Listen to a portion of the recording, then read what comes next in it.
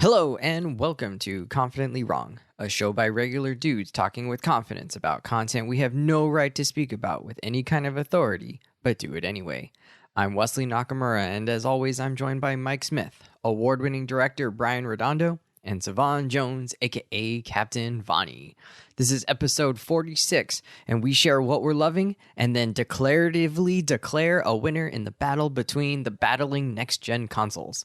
I'm confident that it's going to be the best show you've ever listened to, and well, hey, if it's not, you can always ask us for a refund.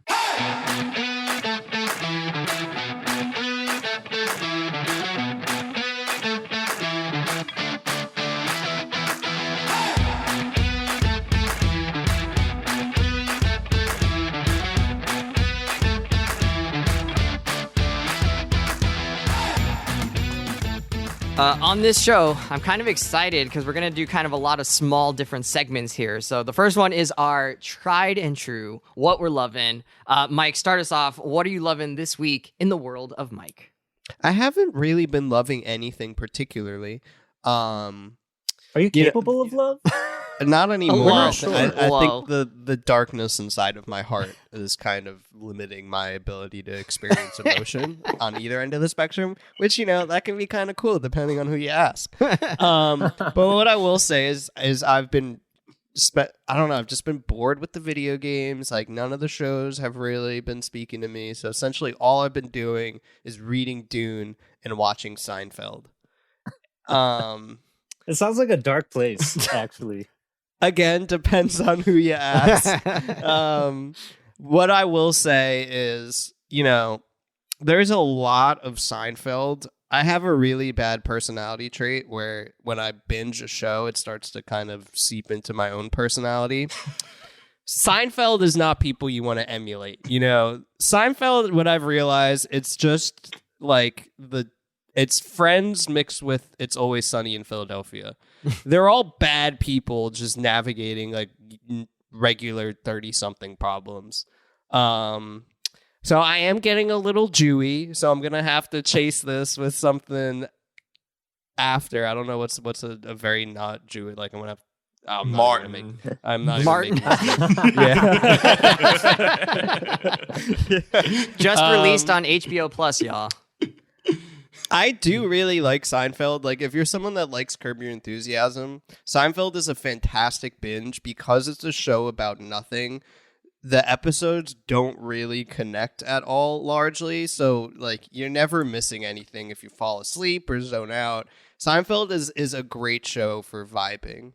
And that's kind And of you never watched Seinfeld before? No, I when it did, came but out? because You were like a 4-year-old? Yeah, with my parents when I was negative 24, obviously. I remember like a lot of the iconic bits, and but I've never just like properly sat and watched all the way through it. It's finally on Netflix now, so I did that. They like remastered it, which is kind of weird with some of the older shows. But yeah. It's a good show. It's kind of just a vibe. It's not too serious. My favorite little anecdote about Seinfeld is that when they were making it, they were just 2 rules. It was that no lessons learned at the end and no hugging, which is just kind of, again, my emotional availability is really just that. No. And it was like, this is just like Friends. I'm like, it's like Friends if they were all garbage people and like they didn't learn anything and just like weren't nice people and generally It's true to life. especially the New York experience, as I'm sure you could probably co-sign there. So very lukewarm. It's more what we're liking this week, but what we're doing. What we're doing, yeah. What is happening in my life that I don't feel particularly in control of? Wearing sweatpants and comfies and Yeah, I'm a big. It's. sitting in the dark. Speaking of New York, I'm pretty sure How To with John Wilson just said that they're going to do a season 2. Season So 2, I know you guys are baby, excited about that. November 20-something. That will be my Mark the what calendars. we're loving. Yeah, that is going to be a straight binge. Visionary That is what I like heard. it takes something Visionary. like John Wilson to make me really feel anything. So I am excited for that. Sounds good. Brian, what you into? So, I'm not a heavy gamer like the rest of you all are. But sometimes a game just really grabs me, and I got to get deep into it. So the game that has taken over my life for the past couple weeks, and one that like I'm constantly thinking about. I'm like spending time during the day just like wondering how I figure things out. It's this game called Outer Wilds. And that's not to be confused with the game Outer Worlds, which is also a space themed game. Outer Wilds and Outer Worlds are both space themed, unfortunately, but two very, very different games. Outer Wilds, the reason why I got into this game, I should say, is thanks to Mike, because his Deathloop recommendation really like captivated me. And I don't have a PS5, so I was like, damn, I can't play the Deathloop game. I found out that there is another time loop game, and that game is Outer Wilds. And moreover, as I was like researching this game, I was like, oh, it's about space exploration, and there's no combat or no violence, and it's kind of puzzly. Like, sign me up. And so like I bought it fest immediately after that. Jesus. No combat. No combat. That's no my favorite. violence. Zero violence. It's an actual first person game that I can play. like I'm not You don't worried need to about aim at turning the anything. corner. But Yeah. you have magic powers, obviously, right? No, that is the crazy part about this game. Unbelievable. You're just a Outer dude. Wilds. I could live my real life like can that. do Why it. do I need to play a game? You're just a dude. He's just a dude. You can do almost nothing in this game. Like your character You know what you just has said? like no abilities. There's no weapons, no guns, no magic. He just has his like spacesuit, which has rocket boosters and like thrusts, so you can navigate like 3-dimensional space and zero gravity space. So like, I mean, all of that is well and good, but what really makes this game phenomenal is that it captures space exploration in like a way that no other game has like ever before. Like, if you guys are familiar with No Man's Sky, that game is pretty effing cool, right? Because it's like procedurally generated planets, and there's like 8 quintillion, literally 8 quintillion planets that you can travel to in the game and go and explore and look at the flora and fauna of all these places and catalog it, whatever. Outer Wilds is No Man's Sky, but make it like chill and riveting at the same time. So that means that it's only 6 planets in a single solar system. And there's like a few moons and space stations, right? And those planets are kind of small. So you're exploring these places that are kind of similar to like Super Mario Galaxy size or Little Prince size planets, but each one of them contains like these crazy mysteries. And so what you're trying to do in the game is you're this alien exploring why this other alien civilization died out long ago. And you're stuck in a time loop because at the end of 22 minutes, the sun in your solar system is going to go supernova and destroy everything. So Cool. you're basically exploring each one of these planets, trying to figure out what that ancient civilization had already figured out, and trying to like use some of their technology, learn what they learned, and try to get yourself out of the time loop and save the universe in a way. So like, what makes it amazing though is that each one of these planets has something bizarre going on from a astronomical sense. So I'll give you a few examples.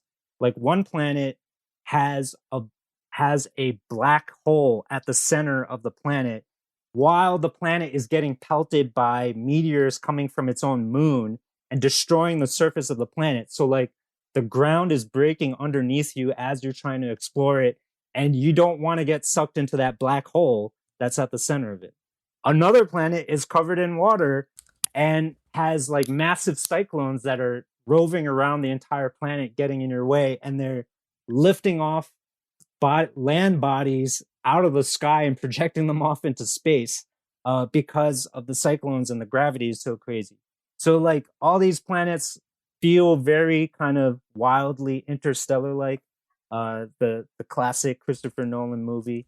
So each one is governed by their own rules and different things going on, and you got to get the timing right to figure out what the next step is, or like what the next thing to navigate is, because things are going to happen differently or at different stages of that 22-minute window. Like sometimes spaces will be revealed, or spaces will be covered, or spaces will be destroyed at certain times of that time loop, and you're just trying to figure it all out. And the game doesn't give you any hand holding. This is not a Wesley Nakamura game. Like there's no suggestion of where you should go. Do you totally roam free around that entire solar system, and you're just trying to figure out how each thing connects to something else you found on this planet, on that planet. And then by learning the story of this ancient civilization that died out, you figure out like, oh, that's what that thing is on that planet that I found. Like they left some technology there, and like, oh, that's what you do with it. And that helps you figure out like when to go visit this other planet. And it's just like this incredible unraveling story about this universe and what's happening to it, and why the ancient explorers died out, and how you can prevent that from happening to your own alien race. So it's just like super phenomenal. I'm gonna say this for me is like a game of a generation. Like it truly is. Like there's nothing else like this game. Wow. Whoa. So you really can't kill anybody? What we're loving. No guns? You cannot kill anybody, but you can die. And you do die a lot in this game. Like there are times where I'll be like flying to a planet, and then I'll just get hit by like space debris or a moon out of nowhere that I did not see. And like your cockpit just like dislodges from the shuttle and starts spiraling around, like in the movie Gravity. So like if you're into any of those movies, like if you're into Gravity, The Martian, Interstellar, like this game like kind of combines vibes from all those movies. So it's just phenomenal. Brian, I just pulled up, I typed in Googled on YouTube and all that, Brittle Hollow, and looked up some gameplay footage. I apologize for laughing earlier when you said that there's no combat and saying couldn't be me in Snooze Fest. I'm sorry. I pulled up some brief footage and just kind of put it on hyperspeed and just saw. It looks amazing. The art style looks beautiful. It looks like it's an actual platformer puzzle type game. It's giving me almost Portal vibes. Ooh, I love Portal. It's very much like Portal. It's Portal. Yeah. It gives me big Portal. So it's one of those types of games. Well, Portal 2. I don't think I played Portal 1. But, yeah, it's one of those games where it's not violent, but it's I do not apologize. That sounds boring as hell. Nah, it looked super zen and atmospheric. I totally get how you could just like. That's definitely going to be Savon. You lose yourself in this game. I could see it. That's a dope. I respect that. That's fire, son. This is going to be like the start of Savon putting like 200 hours into this game. He's got to do his My Career first. Yeah, I'm too busy sweating on 2K and he's too busy running the Pelicans into the ground. I mean, Mike, it's like if real life. you play this game, it will instill with you the childlike wonder and awe that is missing from your heart.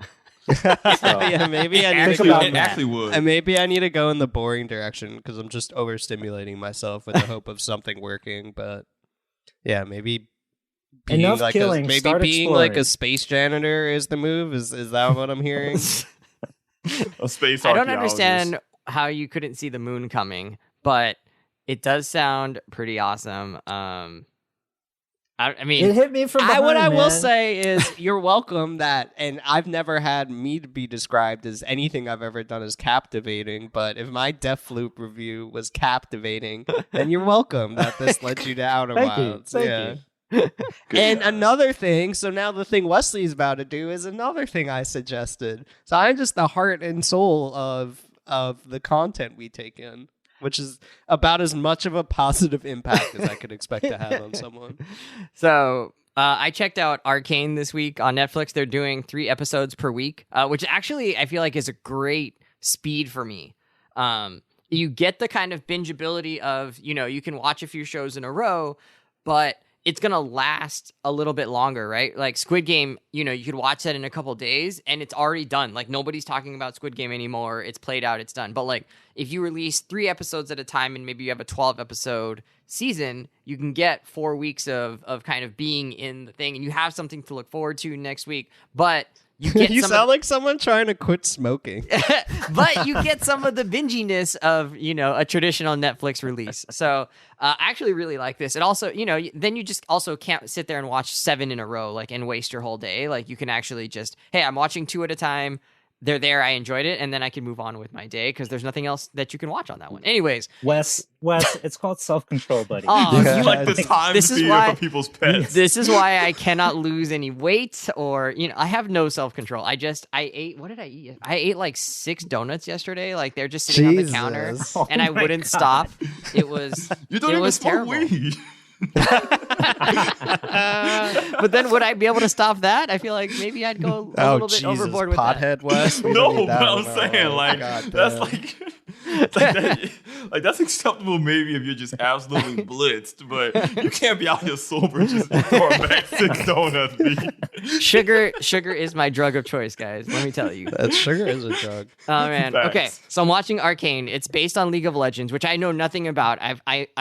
I know that it's a game. I know that you can have competitive like esports with it, but that's all I know. It doesn't really matter to me. So Arcane, the premise of this particular show is really like a lot of other shows. It's kind of like it feels a lot like Korra and a little bit like Airbender in that there's like an underworld situation where like the have-nots kind of all live in this one area, and it's clear that like they resent the those who have like the Hunger Games, kind of living in the capital city, who live what they call in the above ground or top side or whatever. And that's where all the rich people live and they make all the decisions. And there's sort of some kind of truce that exists now between the 2 worlds, even though it's not 2 worlds, it's 2 sections of the same city. And there's some kind of truce because they used to have a lot of fighting apparently. And so now there's kind of, it's been a long time where they've had this truce, but now there's sort of to be some disruptions in that kind of stalemate that they've had. So the first couple episodes, actually, I kind of didn't love it. I thought the first one was cool in the beginning. It had a great opening heist sequence. And then you kind of get to know a little bit of the characters. They're younger kids, maybe in their teens, something like that. And you get a sense of who they are. And then it kind of slows down a little bit. There's kind of like this whole situation where they're kind of being tracked by the police. And so they're kind of in hiding. And so there's not a lot happening. And then so I was like, I don't know if I'm going to stick with it. But I was like, let me just watch one more. And by the end of the 3rd episode, I was like, oh, this is going to turn on its head. And I think where they're going with the next few episodes, they're going to time jump, I think, into the future a little bit. And they're setting up this conflict between 2 people who were very close together and sort of they felt betrayed by each other. So we'll see where that goes. I think that's kind of be a good...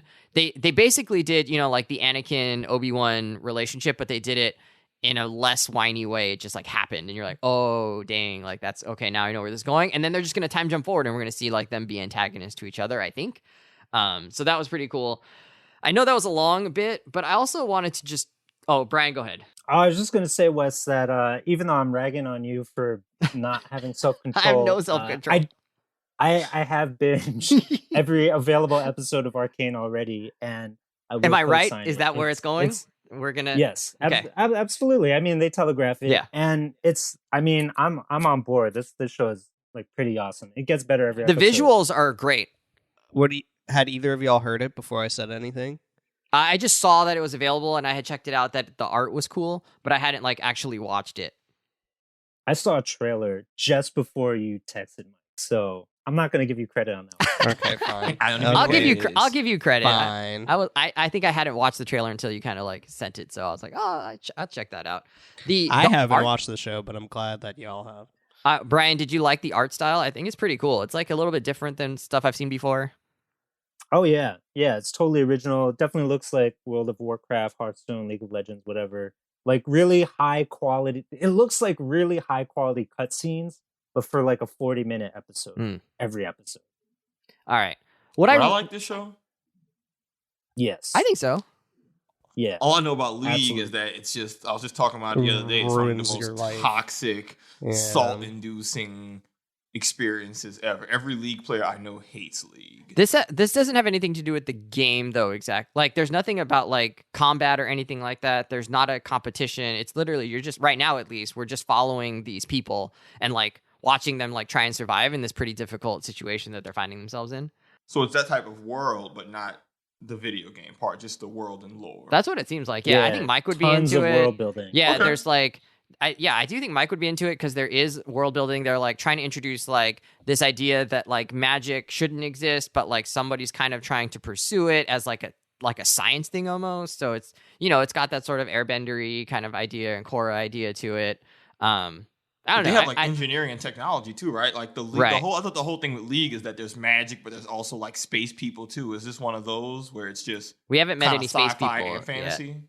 Yes. Yeah, it's like kind of steampunky mix with magic. I think in League of Legends, right, they do it just because it's like cool for combat, but it makes sense the way that they introduce all these ideas in context of the world. All right, Mike said I have to skip my rant against Love Hard. Let me just tell you, it sucks. Don't watch it. It's terrible. It's for incels. Don't watch it. Savon. Well, we're getting another rant right now, right. so we're not going to be. It's rantless horrible. today. Oh my god, I hated it so much. Go, Savon. Yeah, so I was gonna do my what I'm loving about how I've started watching Community and how it's really funny and the whole Jeff Andy thing is creepy and I don't know why they're doing that. I was gonna talk about that. Instead, I'm going to complain and rant about the Midwestern winters. I guess it's not even winter yet. It's like they say it's still autumn. That I am adjusting to. So for people who don't know, I'm from New Orleans. I've lived there my entire life. Hey. I only recently moved to Detroit Who in dat? like July. And I knew it would get cold, but I'm just experiencing it firsthand now. And just I knew I was gonna be kind of hit hard by it. But damn, I am getting hit hard by it. I've had to just revamp all of my clothing. I had to buy so many pairs of just thermals.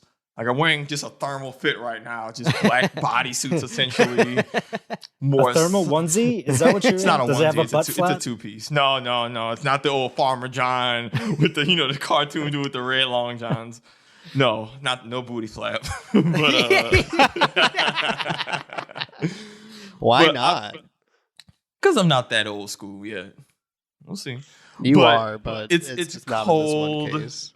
There was a day last week where it was like, I don't know, 29 degrees or low 30s, and I just shut down as a person.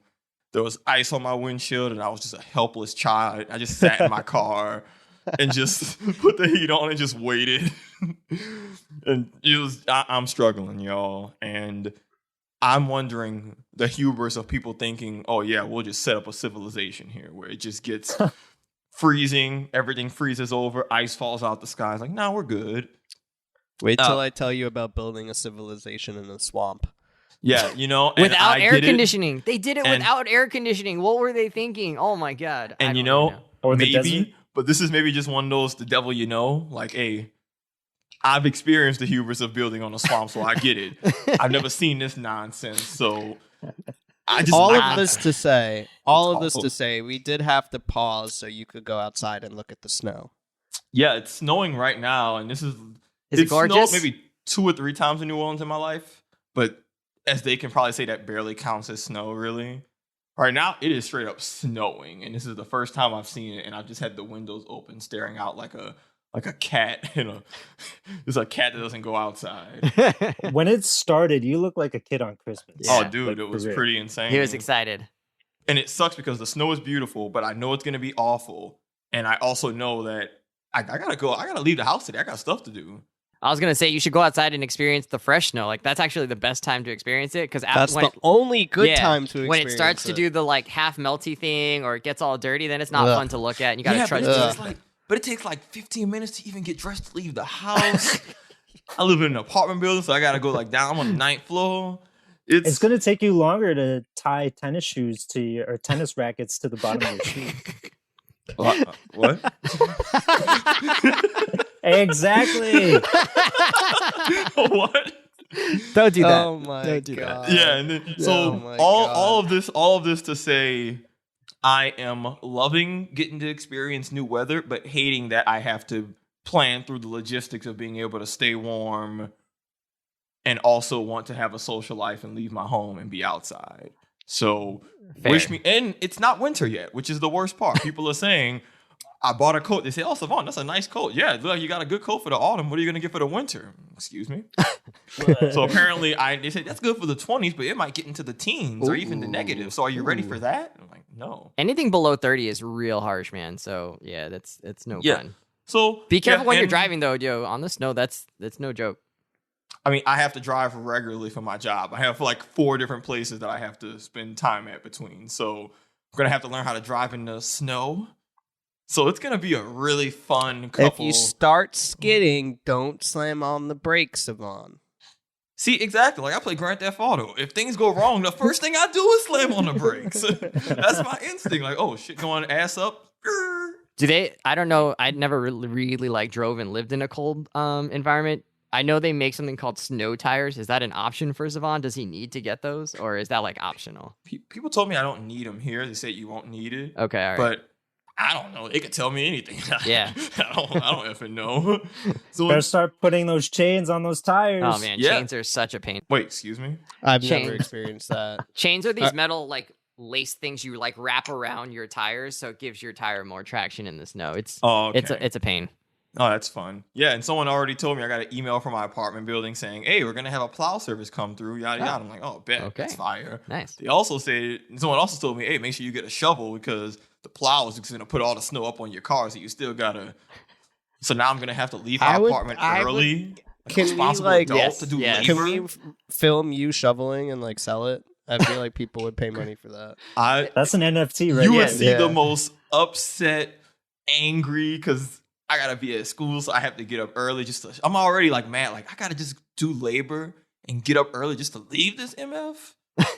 Like man, this is some bull if I ever seen it. So get ready for the Savon Winter Salt Chronicles.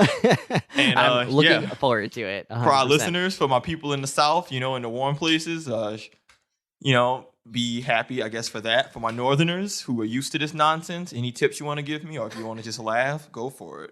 I'm here I'm here for the long haul. Text Savon your surviving the winter tips. Yeah, text me how y'all do this, Ness. Let's move on to a really short thing. November 12th just passed a couple of days ago, and that marks the 1-year anniversary of the botched PS5 release, in which a couple of retailers sort of went live when they weren't supposed to, and then it all like sold out. And then remember, we were all sitting on Target like a bunch of schmucks. Yeah, and a good piece of schmuck. Mike had his he downloaded some sort of like script that automated him like adding it to his cart. I mean, all these things didn't even work. Didn't work. Didn't even work. Anyways, we've had 1 year. So where do we stand, boys, on the 1 year into the life of the PS5? I only wanted Brian and Mike to answer this one. We'll get Savon's take on the next question. Brian, where do we stand? Where do we stand? I'm still PS5 list. That's where we stand. Like I have an empty space on my like TV console. Oh, I thought you meant in your heart. I was like, that is in not his heart. there. Oh, that's literally like that Fairly Odd Parents meme where it's like, this is where I'd put my trophy if I had one. And that's exactly how it feels. I get a text from Wes like once a month where he's like, yo, bro, like you follow this link. They're going to put out PS5. Yeah, that's how you do it. Yeah. And I'm like, okay, here we go again. Get ready for some disappointment. And it happens every single time. The bots are undefeated.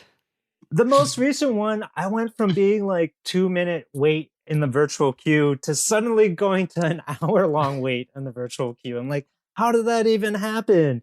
And then I was like clicking the add to cart button and it just like didn't work. It was terrible. And that's been what it's been like all year in this 1 year period.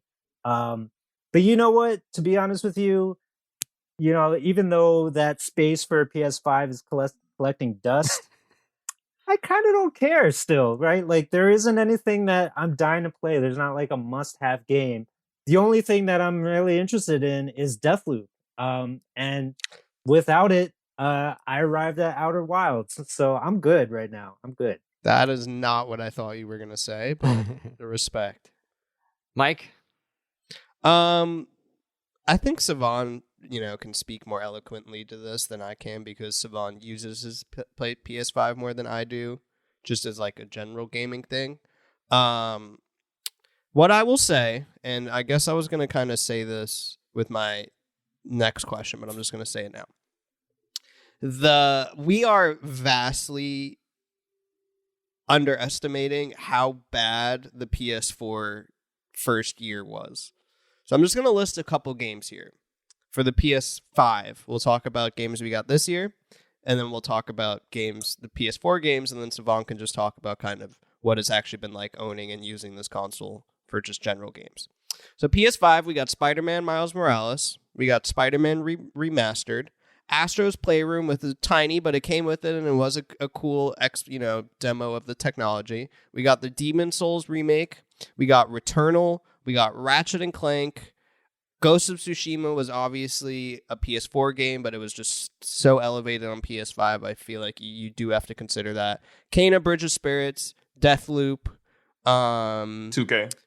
And that's pretty much it in terms of really dope games. There's a bunch of smaller, shittier ones, Bugsnax, Sackboy, 2K. things like that. 2K, I don't really count sports, but yeah. Call of Duty also. Here are the PS4 games. We have Killzone Shadowfall. We have Knack. And we have Infamous Second Son. And The Last of Us Remastered. Those are the PS4 first year release games. Like, we are in such a better spot with this than we were with the previous console generation. But still, I mean, I think Brian has a very valid point. I don't think there's been a few like really, really like awesome games that have, when we talked about, before the console was even released, we talked about the ability the hardware is going to have for the creative process and what you can do with games. Ratchet and Clank did that, obviously. Returnal did that. Demon Souls did that visually. Spider-Man was cross-gen, so didn't really do that at all. Kena also kind of did that graphically. But we haven't really had a massive game that is... Obviously, no one's going to push the PS5 until the end of its life cycle. But we've only really kind of like gotten a taste of what it's capable of, and those tastes have been fantastic.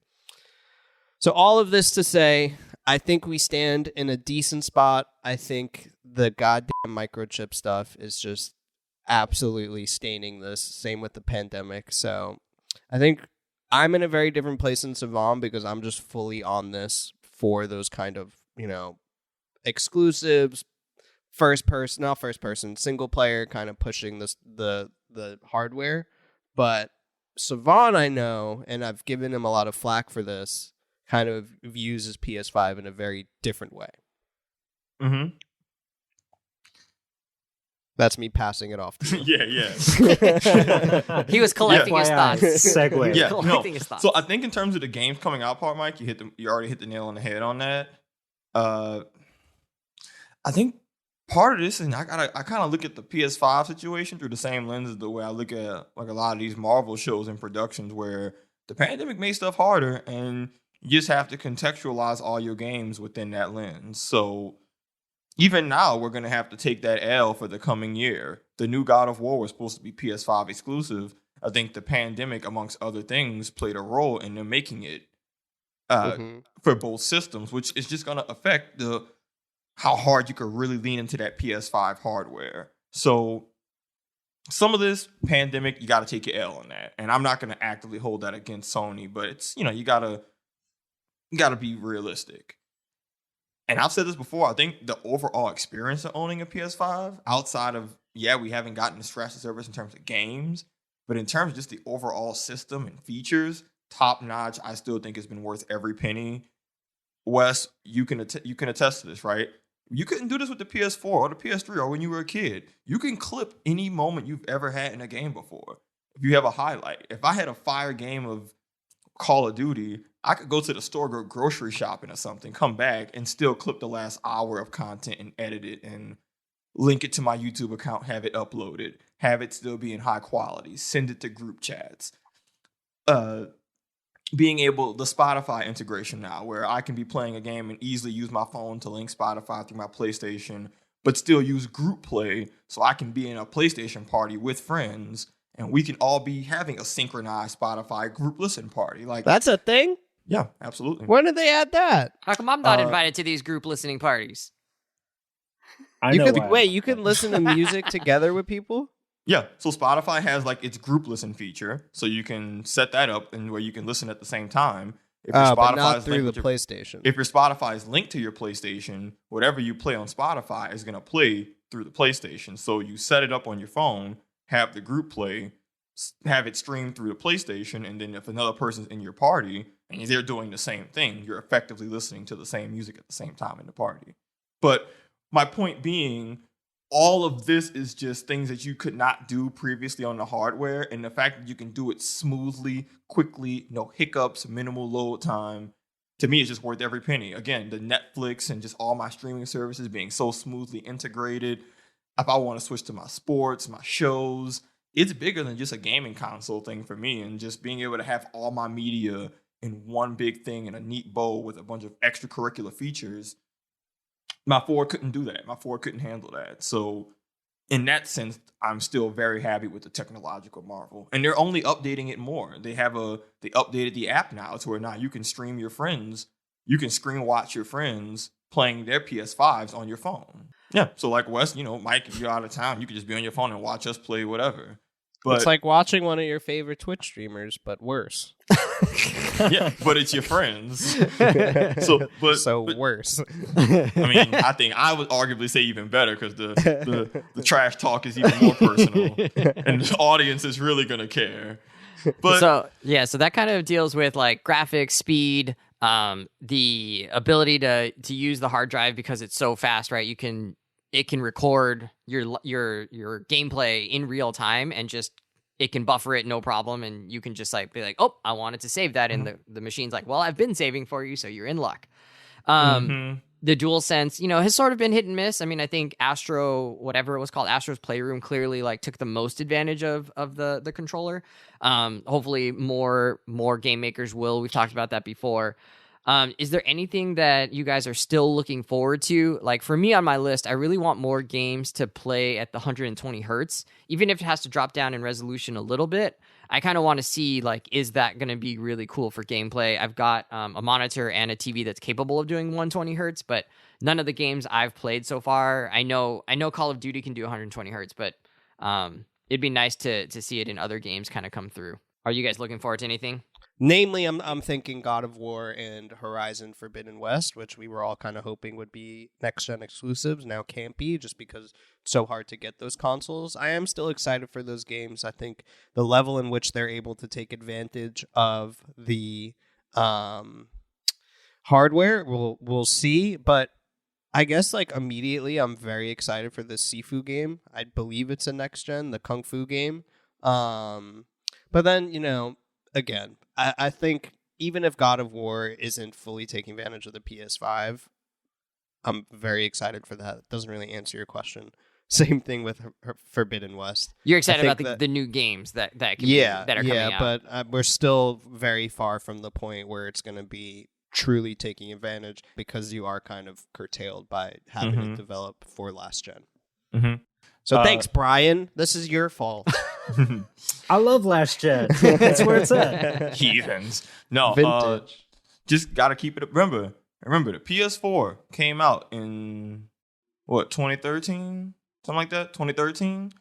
Red Dead Redemption 2, one of the best games on that console. God of War, one of the best games on that console, did not come out until like 5 years later.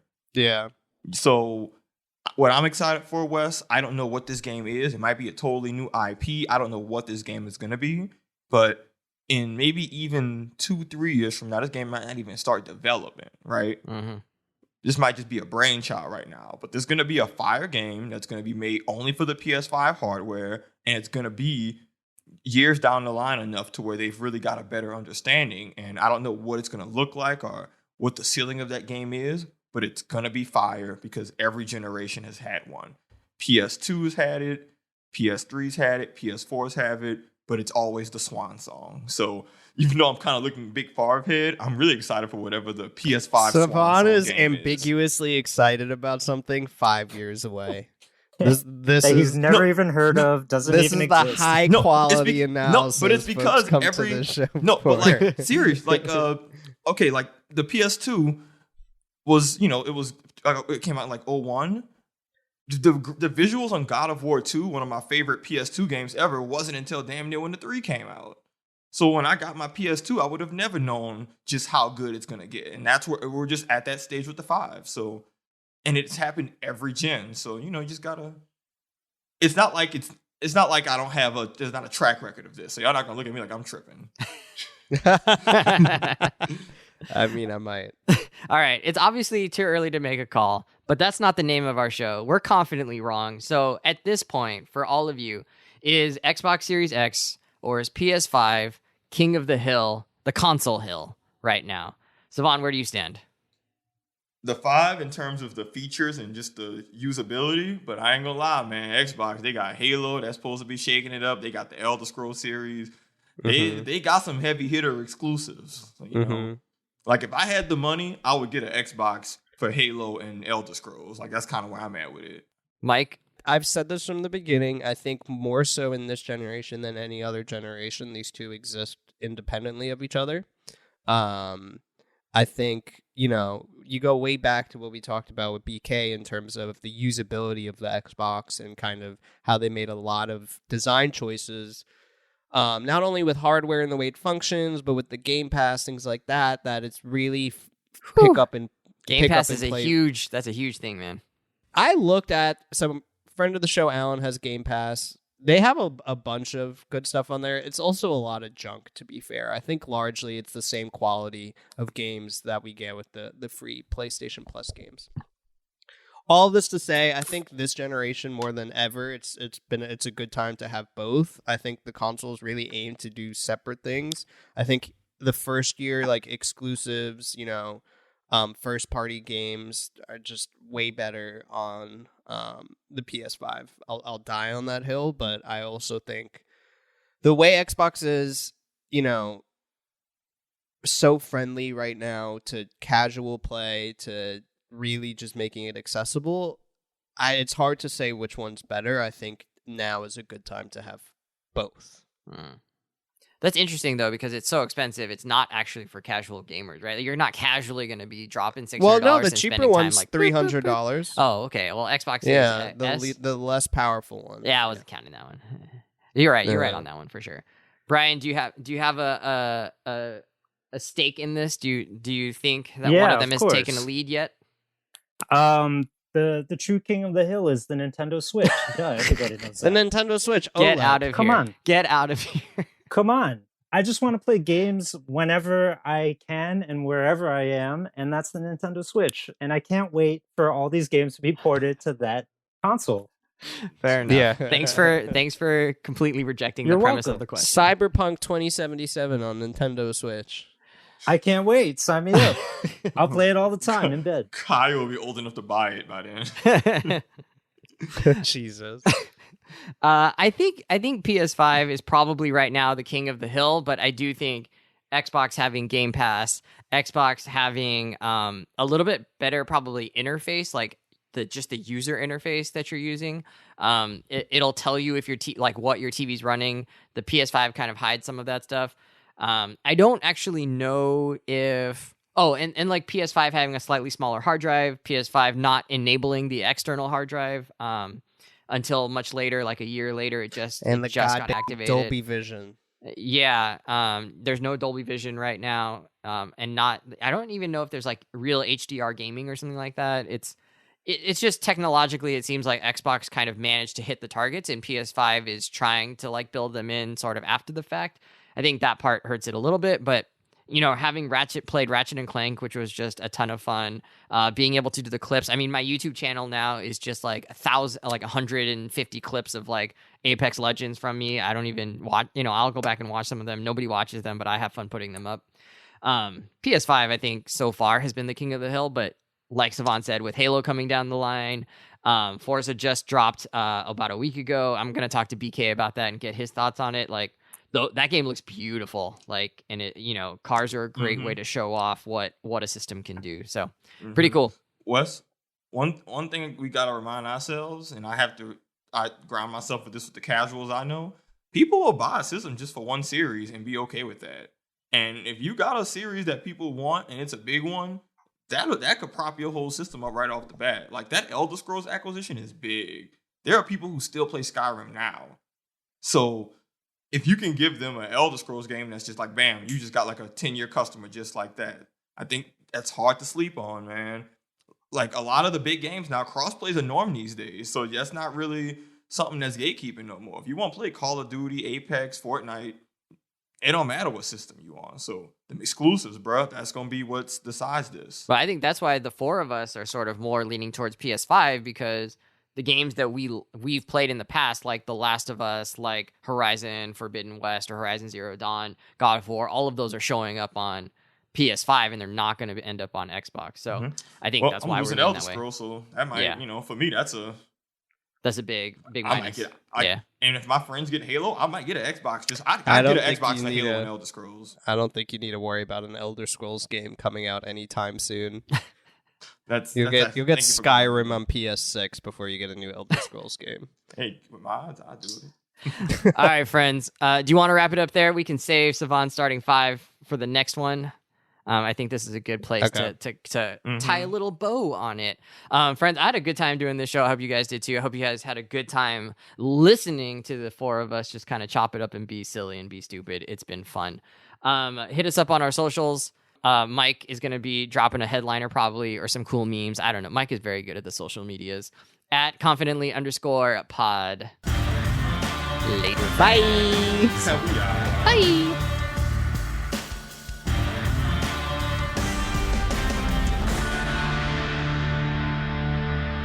Whack. Your turkey, whack. Cranberry, whack. Dinner rolls, whack. Do you have your bell? No. That cranberry sauce. Yeah, I'm just going to go with the Riley you rant, and then Wes is just going to spend all his Thanksgiving just editing F-bombs. Happy Thanksgiving, motherfuckers.